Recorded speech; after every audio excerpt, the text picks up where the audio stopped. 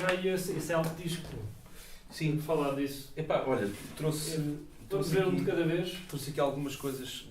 Pensava que tinha mais coisas que me influenciaram em casa, mas pelos vistos não tenho. Mas isso foi. Hot to July, Stevie Wonder. Sim, tem o mítico Master Blaster, que foi das primeiras músicas que eu tentei tocar na bateria. E o Stevie Wonder é um dos meus heróis musicais. Não é? É um compositor, um baterista incrível. É um músico incrível. É um músico incrível e identifico muito com... Eu cresci a ouvir muita música anglo-saxónica, afro-americana. Os meus pais, basicamente, foi essa a minha escola musical. Obviamente com a música brasileira e a música africana misturadas também. Mas foi isso, muito Tower of Power, muito The Chic e Kool and the Gang e essas coisas. Sim, fixe. Pois, estes discos dos anos 70 de Stevie Wonder são incríveis. Depois dos anos 80 e tal já não me diz assim tanto. Sim, a mim também. Mas estes são incríveis. Como os Tower of Power também, os anos 70 são incríveis. Depois... Os anos 80 já não me diz assim tanto. Este, na mesma linha. Jackson 5. Jackson 5 também. Um dos meus heróis musicais, o Michael Jackson. Mais numa toada mais isto é compilação, não? Acho que isto é um best-of, sim. Best-of, sim. Mais tarde, isto foi uma paixão minha. Supertramp foi a primeira discografia que eu com o meu dinheiro fui juntando e fui comprando os discos todos. Esse não conheço. Conheço aquele clássico ao vivo, duplo. Esse disco ouvi dezenas de vezes. Os meus pais ouviam e sempre tinha que ouvir. Sim, tem altas canções, alta cena. Canções, toda a orquestração é um género já um bocadinho diferente desse, que já me faz lembrar outras, mais do género, mal comparando, mas um tipo de bateria mais à Beatles, mais à Ringo Starr, uma coisa mais orquestrada, que tem o groove lá inerente, obviamente, mas é uma coisa que me chamou-me a atenção quando era miúdo, esse tipo de orquestração na bateria. Eu acho que ele orquestra muitas coisas. E pronto, também acho que é um disco... Crime of the Century tem músicas incríveis. Mas eu acho que nunca ouvi esse disco assim como diz, mas deve ter canções de certeza que estão naquele duplo ao vivo, não é? Sim, de certeza. O School, e o Dreamer e o Crime of the Century também é uma peça incrível. Fixe, outra banda. Muito bom. Depois mais tarde, eu ouvi muitas coisas, estou só a falar daquelas que para mim acho que foram mais marcantes, não é? E mudaram um bocadinho talvez a minha forma, se bem que eu nesta altura nem sequer tocava bateria, mas eu sempre tive tendência para inconscientemente gostar de coisas que tinham onde a secção rítmica era muito proeminente, muito forte. O que é que eu descobri também nessa altura foram os Toto, que também lá está, nos anos 80 foi uma banda que eu me desliguei um bocado e não me identificava, mas nos anos 70 tinham coisas incríveis. O Jeff Porcaro talvez tenha sido o meu primeiro ídolo assim na bateria.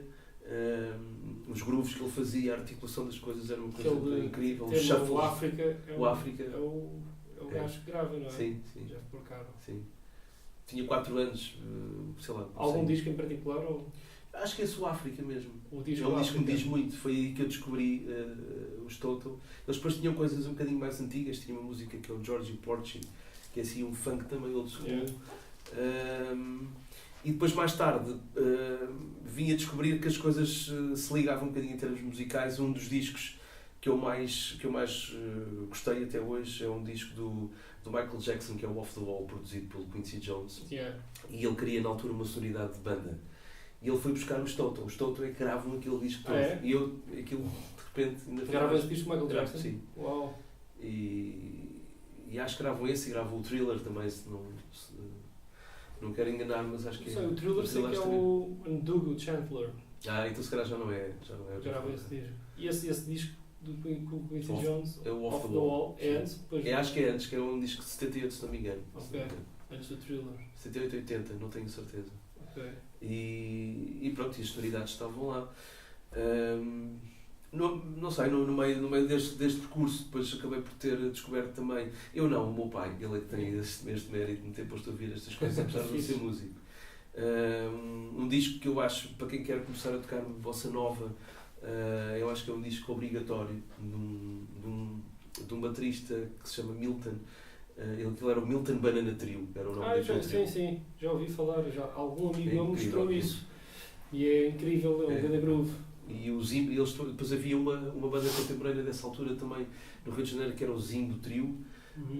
Mas pá, o Milton Banana foi aí que eu. Foi um amigo meu brasileiro que mostrou, foi aí que te levou para o mundo da música brasileira. Sim, eu li e aprendi as claves, aquela respiração, Sim. aquela forma de tocar a bossa nova. Qual era esse disco, Milton Banana Trio?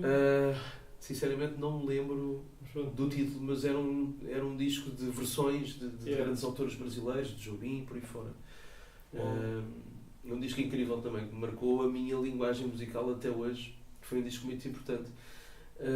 Depois disso, a fase da adolescência, inevitável o rock e o grunge, né? Nós somos dessa geração, não sei se passaste por isso, mas então, comecei a ouvir rock com Nirvana. Depois, assim, um segundo ídolo que eu tive na bateria foi o David Bruzzese, o baterista dos o Bruzzese do Pearl Jam. Ele também gostava muito daquela linguagem dele, os rufos de para-choques e aquela tarola no sítio. Sim. E foi uma grande temporada da minha vida. Quando comecei a tocar profissionalmente, eu comecei a tocar grunge. Eu tocava rock, tocava Rage Against the Machine, e Faith No More, e Red Hot Chili Peppers, e Pearl Jam, e essas coisas. E elas também marcaram muito nesse sentido. Eu acho que acabo por ser, quando estou a tocar, mesmo quando vou tocar música africana, há ali qualquer coisa que eles dizem, pá, isto é sempre, exato. Eu acho que é esse rock que eu tenho. Há sempre essa costela. Essa costela rock que faz com que aquilo seja ou errático ou diferente, ou queiram chamar. Acho que é o que é bom, dá personalidade. Também é um gajo a tocar. Eu tenho um bocado disso, mas é nas cenas. Também algumas coisas que vou tocar. Eu até ouvia depois cenas mais pesadas. Ouvia isso tudo, como também ouvia Slayer, não sei o quê, e adorava isso, Suicidal Tendencies e coisas assim. Isso tudo, para as coisas que eu faço hoje em dia, isso é impossível ser esquecido. Primus, sempre adorei Primus. Então é impossível, essas coisas estão sempre lá um bocadinho, mesmo que eu esteja a tocar uma coisa minimal com um piano trio, aí não estará. Mas pronto, mas em cenas de rock ou isso vem sempre logo a costela. Acho que essas coisas tornam-nos, de certa forma, diferentes ou únicos, né? Sim. Essas influências, a gente depois mistura isso tudo e acaba por dar personalidade, o que é bom. Fixe, não estou onda.